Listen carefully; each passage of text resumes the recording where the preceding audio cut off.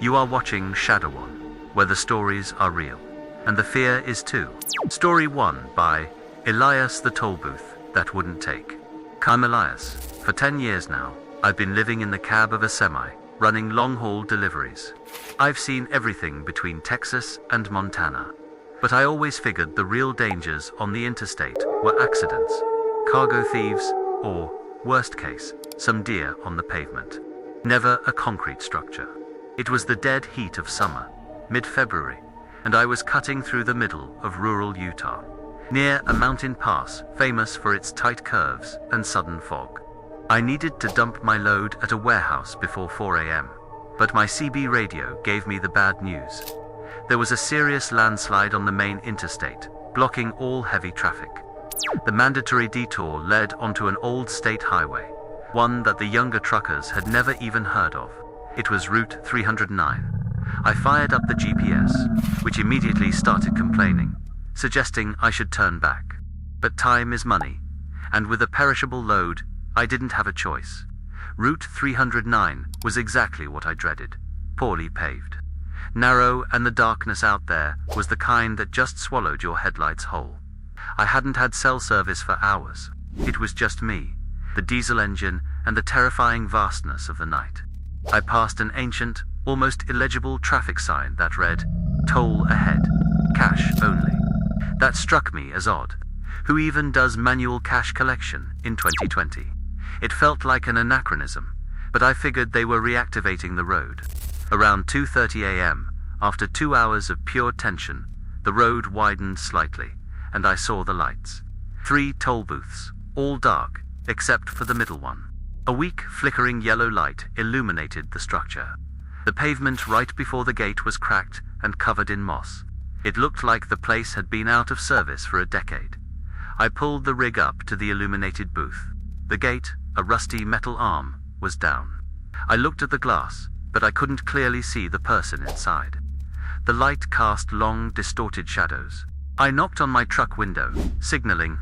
It took a moment, but the thick glass of the booth slid open, revealing a narrow slot.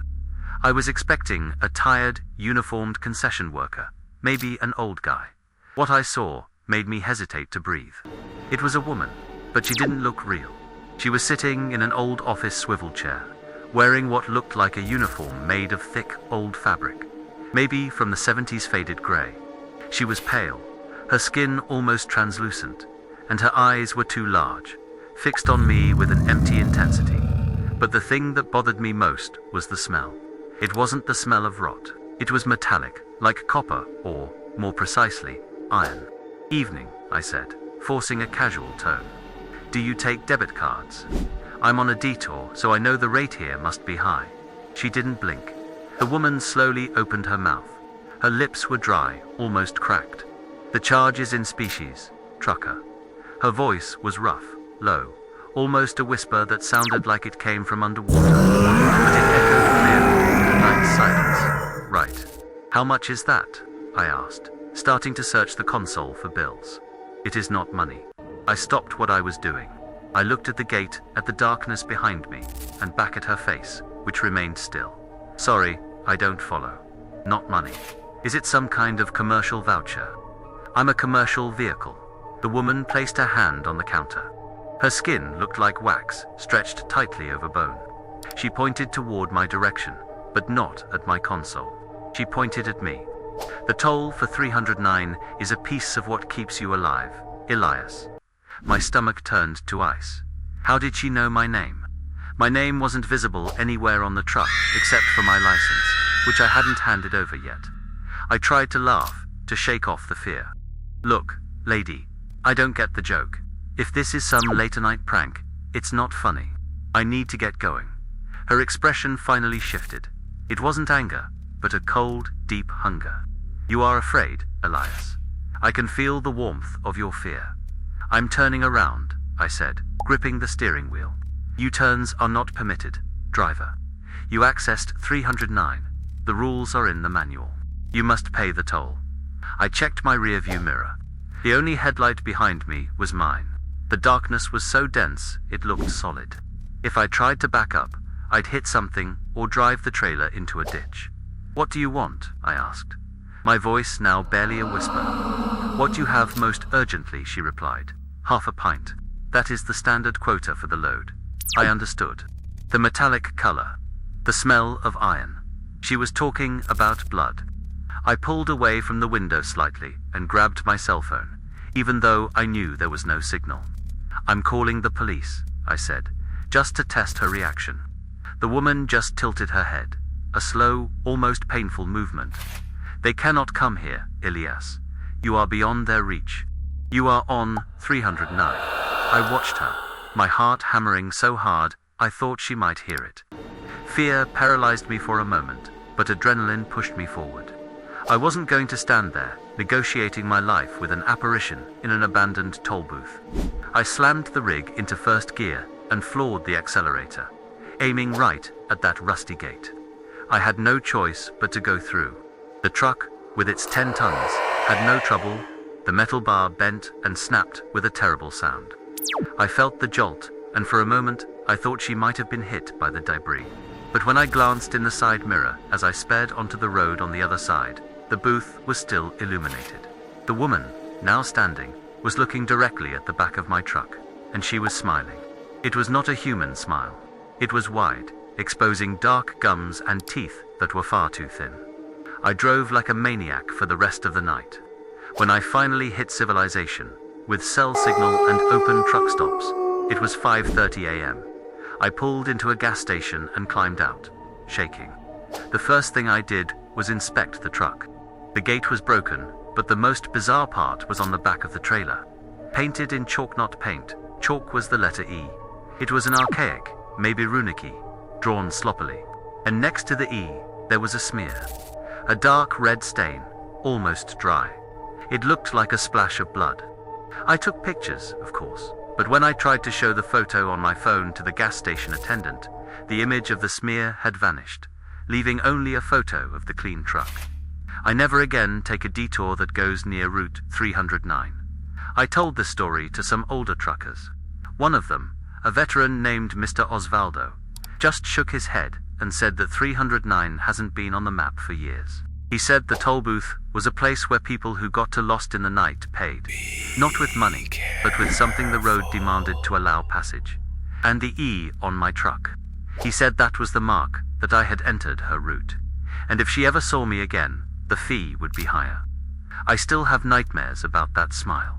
It is the image of the ancient hunger of the road. Story 2 by Juliana, the Sign on the Mountain Pass Curve. I'm Juliana. In 2018, I was studying architecture in Portland, Oregon, and my boyfriend at the time, Pedro, was studying engineering in the same city. Our families lived about 10 hours inland, in eastern Washington. We had a habit of taking turns driving the long way back on I-84 during long weekends. This story happened over Labor Day weekend as we were returning to Portland. And it was Sunday afternoon, and we'd lost a lot of time changing a flat tire in a no-man's-land area, so we only got back on the road just as the sun was going down. I-84 is a busy interstate, but there are stretches through the Cascades, especially on the high mountain plateau, where it gets really isolated. It was dark, past midnight. Pedro was driving, and I was trying to stay awake, queuing up playlists.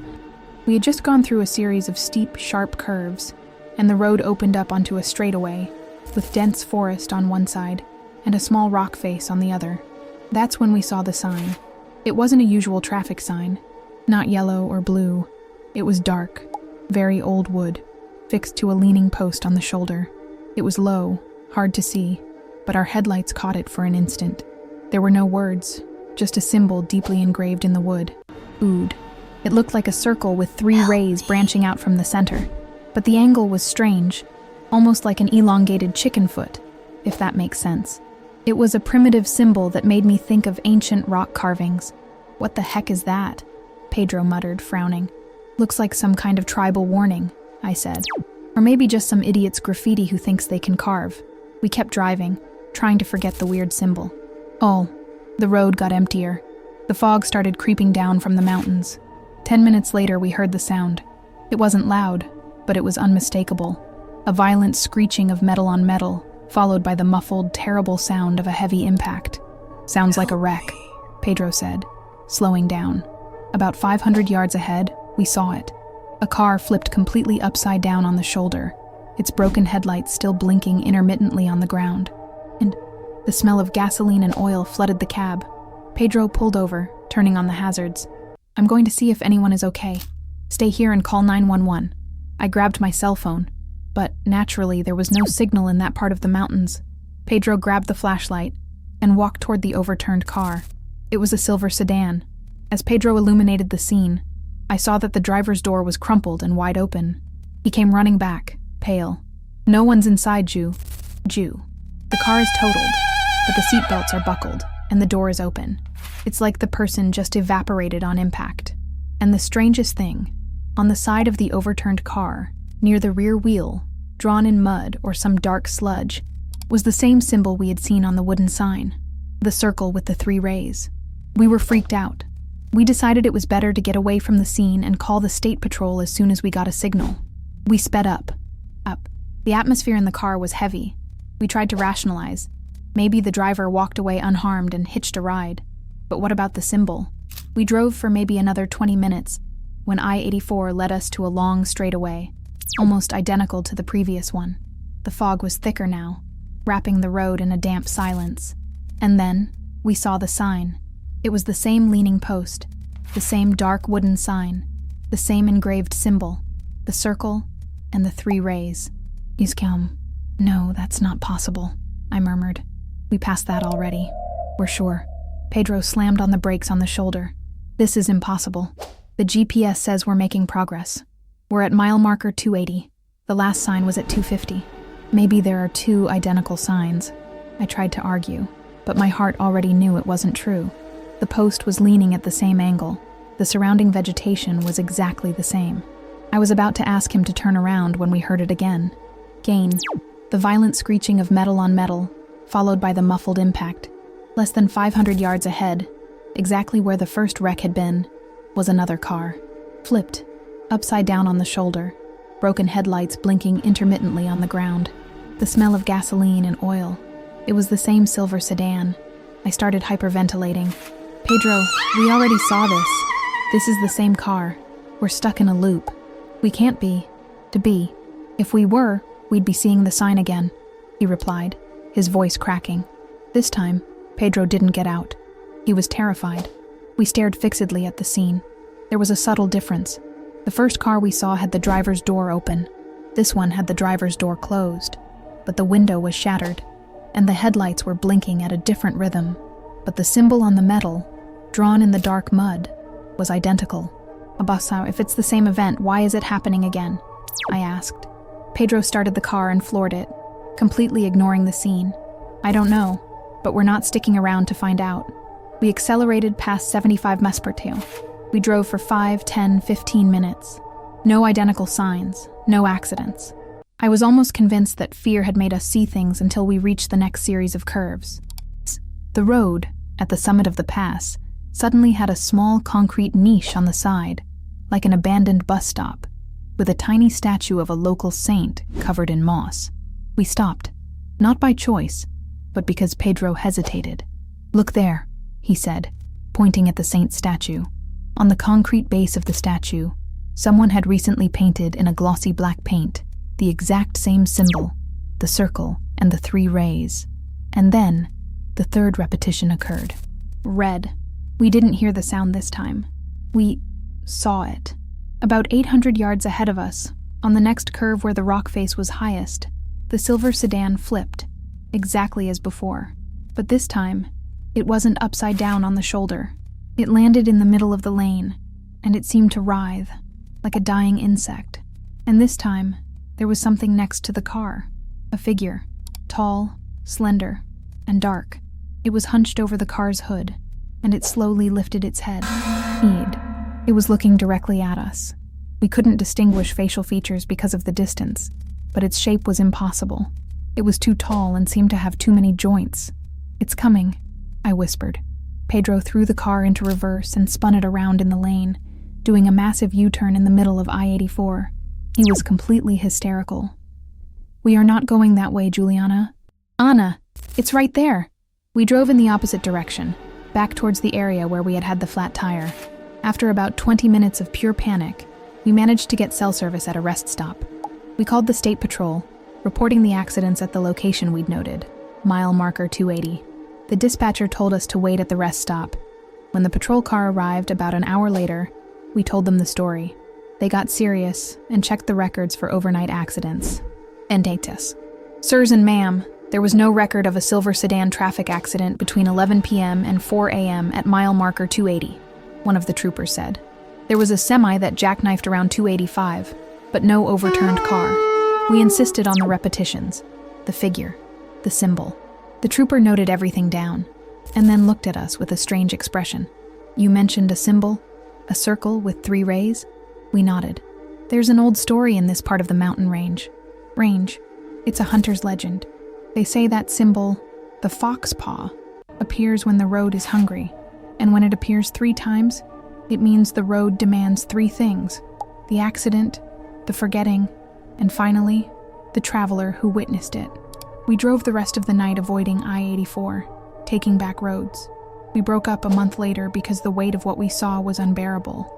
I still see the symbol in my nightmares, always in the middle of a fog that smells like gasoline. It's the warning that the road somehow is still looking for us. Story 3 by Renato, The Community of Crooked Poles. Hello, I'm Renato. I work as a sales representative for agricultural equipment. My job takes me to every small town and isolated farm in rural Illinois and Iowa. That means I spend most of my life on dirt roads and back roads that rarely appear on Google Maps. One autumn afternoon, I was driving back from a meeting in the Quad Cities area. My GPS, set to the fastest mode, suggested a shortcut that would cut about an hour off my route. It looked promising, but it required me to take a gravel road that started behind an abandoned gas station. I started driving down what I thought would be a quick detour. The sun was setting, and the orange light gave the landscape an eerie, twilight feeling.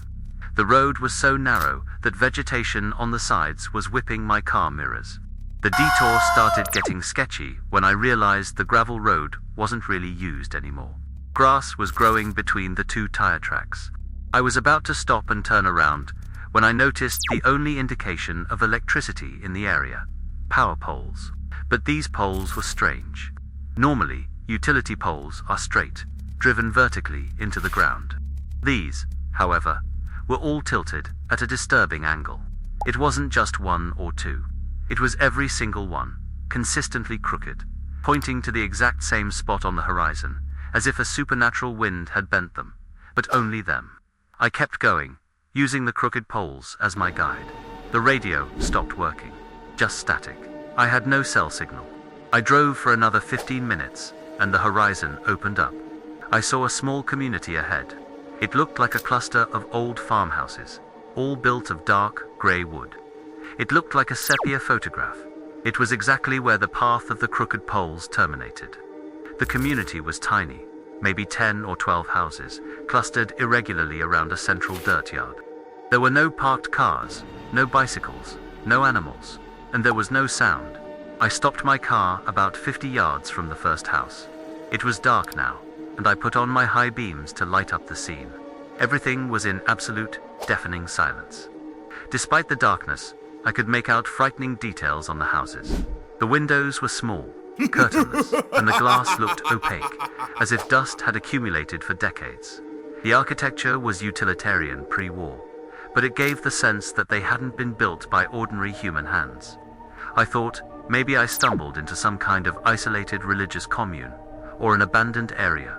But if it was abandoned, why were the utility poles there, leading power nowhere? I decided it was better to ask for directions and get out of there as fast as possible. I got out of the car. The air was frigid, heavy. The silence was so complete I could hear the buzzing in my own ears. I walked up to the first house and knocked on the heavy wooden door. Nothing. I knocked again. Harder. Silence. I looked at the other houses. I started getting the sense that, even though no one was visible, I was being watched from all the opaque windows. I went back to the car, feeling a terrible urgency. Nothing was overtly wrong there, but everything felt wrong. It was as if time had stalled in this village 80 years ago. I started the car, put it in reverse, and began maneuvering to turn around on the gravel road.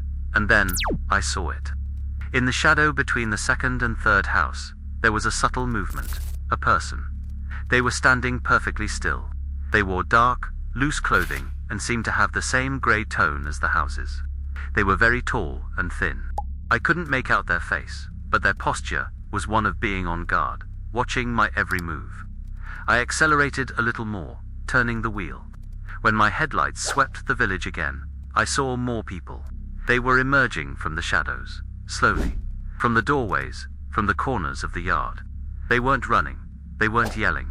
They were simply appearing asterisk. And the most terrifying thing, they didn't have distinguishable facial features. They were like two-dimensional silhouettes, dressed in outdated clothing. I slammed the gas pedal, kicking gravel behind me. As I sped up, I looked back toward my entry path. They were there too. 3 figures were standing in the middle of the gravel road, exactly where I had stopped my car 10 minutes earlier. Blocking the exit, I braked sharply, the car skidding. I looked in the rearview mirror. The group from the community was now at the edge of the central area, all lined up, watching me. They were about 60 yards away. I was trapped between 2 groups. Total panic. I looked at the map. Nothing. The side of the road was closed off forest. I didn't think. I spun the wheel and accelerated, this time aiming for the forest, praying there was a clearing. The moment I entered the dense vegetation, I heard the first sound coming from those figures.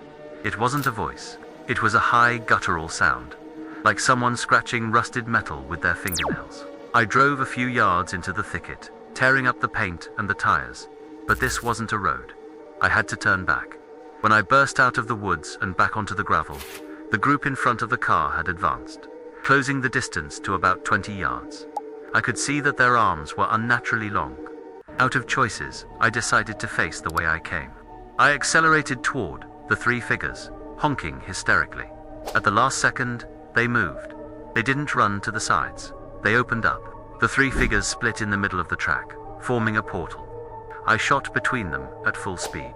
As I passed, my headlights illuminated the figures, and I swear I felt an unbearable cold radiating from them, as if I were driving through a freezer chamber. I took a quick glance. What I thought were dark, loose clothes were, in fact, their skin. And they had no faces. Their heads were smooth, like polished stones. I kept driving, hoping the gravel road and the crooked poles would guide me back to civilization. But the road wasn't the same. The crooked poles, which had all been pointing toward the community, were now bent differently. They were pointing to the opposite side, toward the dense brush, and the brush was higher, swallowing the road. I was lost again. I drove for maybe another half hour, running on instinct, until I finally saw the light of a large farm in the distance. When I finally reached the main highway, I pulled into a truck stop and ran to the bathroom. I was vomiting from fear and exhaustion. The gas station attendant, a friendly old guy, saw me shaking and asked what happened. I told him about the community and the crooked poles. He stared at me blankly. Crooked poles? Back road? Sir, in this part of Iowa, there are no gravel roads cutting south that your GPS would recommend. And over 50 years ago, they tried to run a power line out to that area to supply a sugar beet refinery that was never built. The poles were installed, but they all fell before they were ever energized due to unstable ground. There's no town or village out there. It's just thick woods. I showed him the pictures of my car, all scratched up, but I couldn't prove the existence of the community. What I saw was in a place that shouldn't exist. But the final terror came when I was cleaning my car the next day. Stuck in the rubber seal of my door was a piece of ancient, thick, grey fabric. It was the same fabric the figures in the community wore as clothing. I still have that piece, stored in a box. It smells like dry earth and something else. Something I can only describe as dense silence. I never take a shortcut again, even if the GPS says it's the fastest way. If you're on the highways, be careful of what seems out of place. Be it a person in an abandoned booth, a time loop, or poles pointing to nowhere. The road collects its price. If you liked these true horror stories from the asphalt, don't forget to like and subscribe to Shadow On for more tales where the headlights don't reach.